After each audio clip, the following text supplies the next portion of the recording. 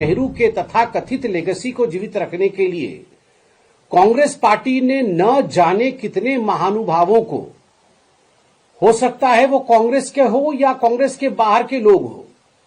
उनके लेगेसी को समाप्त किया है। शायद पंडित जवाहरलाल नेहरू की ना कोई लेगेसी होती और ना ही पंडित जवाहरलाल नेहरू देश के पहले प्रधानमंत्री बनते। साइडवेज रखा गया और दरकिनार किया गया सरदार पटेल को। हम तो स्पष्ट रूप से कहते, न पंडित नेहरू होते, न कश्मीर की समस्या होती। 8 दिसंबर 2025 पार्लियामेंट में वंदे मातरम पर डिस्कशन आरंभ होगा। हम सभी को माननीय प्रधानमंत्री जी को सुनने का सौभाग्य भी मिलेगा और वंदे मातरम को लेकर हम सब में ज्ञान वृद्धि होगी। और दूसरा महत्वपूर्ण विषय है कि जिस प्रकार परसों अर्थात 5 दिसंबर को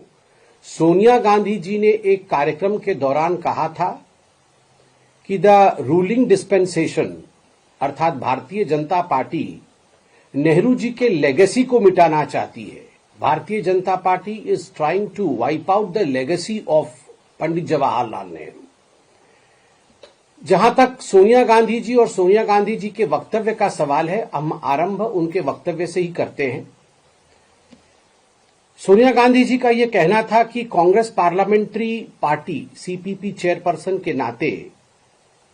कि भारतीय जनता पार्टी नेहरू को विलीफाई कर रही है, कहीं उन्हें एक विलियन बना रही है, उनके इतिहास को डिस्टॉर्ट कर रही है और कहीं न कहीं जो जनमानस है उनके स्मृति से, उनके मेमोरी से नेहरू का नामो निशान मिट जाए, इसका प्रयास भारतीय जनता पार्टी कर रही है। मैं सोनिया जी को ससम्मान कहना चाहूंगा कि केवल और केवल नेहरू जी को जीवित रखने के लिए, नेहरू के स्मृति को जीवित रखने के लिए और नेहरू के तथाकथित लेगेसी को जीवित रखने के लिए कांग्रेस पार्टी ने न जाने कितने महानुभावों को, हो सकता है वो कांग्रेस के हो या कांग्रेस के बाहर के लोग हो, उनके लेगेसी को समाप्त किया है। उनमें सबसे बड़े उदाहरण अगर मैं देना चाहूं, कुछ उदाहरणों में से बड़ा उदाहरण है वल्लभ भाई पटेल जी का, कि किस प्रकार वल्लभ भाई पटेल जी को समाप्त करने की कोशिश की गई कांग्रेस के अंदर ही। और तो और अगर सही डेमोक्रेटिक तरीके से कांग्रेस पार्टी के अंदर जो वोटिंग प्रणाली थी कि देश का पहला प्रधानमंत्री कौन बनेगा,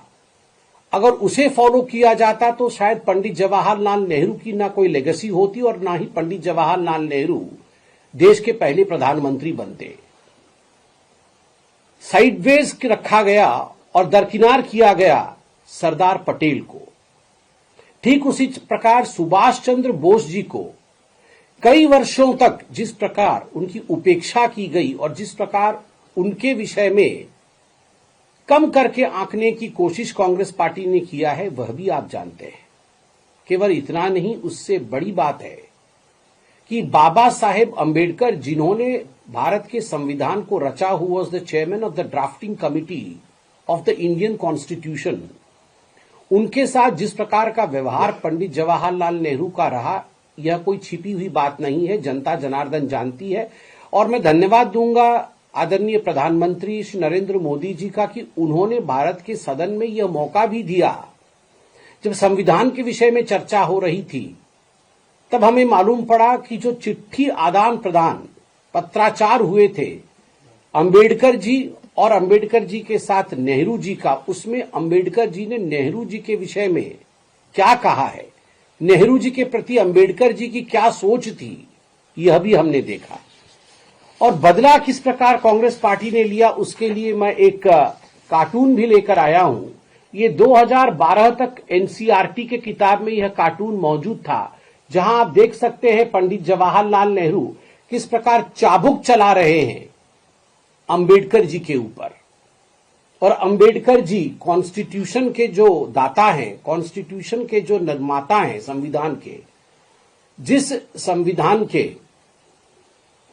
प्रतीक को लेकर राहुल गांधी आज राजनीति करने की कोशिश कर रहे हैं, जिसके निर्माता बाबा साहेब अंबेडकर हैं, वो संविधान बना रहे हैं और उनको चाबुक से, कोड़े से मारने की कोशिश यहां दिखाई गई है पंडित नेहरू की। यह लेगेसी है पंडित जवाहरलाल नेहरू की। तो गांधी परिवार और नेहरू खानदान ने जिस प्रकार बाकी लोगों के लीगेसी की समाप्ति की कोशिश की, और आज सोनिया जी का कहना है कि the Bharatiya Janata party is trying to rewrite the history, तो मैं कहना चाहूंगा the BJP is not trying to rewrite the history, the BJP is trying to rectify the history and give due to the people who really contributed towards independence of this country and to the various facets of this country. साथ ही सोनिया जी का यह भी कहना था कि इस कोशिश में भारतीय जनता पार्टी पंडित नेहरू के जो सोशल, पॉलिटिकल और इकोनॉमिक फाउंडेशंस थे उन्हें समाप्त कर रही है। हम तो स्पष्ट रूप से कहते, न पंडित नेहरू होते, न कश्मीर की समस्या होती, न पंडित नेहरू होते, और शुरू से ही भारत में गरीबी हटाओ का जो तथाकथित आंदोलन चला, जिसमें केवल स्लोगनरिंग हुआ मगर जिसमें जमीन पर कोई काम नहीं हुआ, उससे भी हम निजात पाते।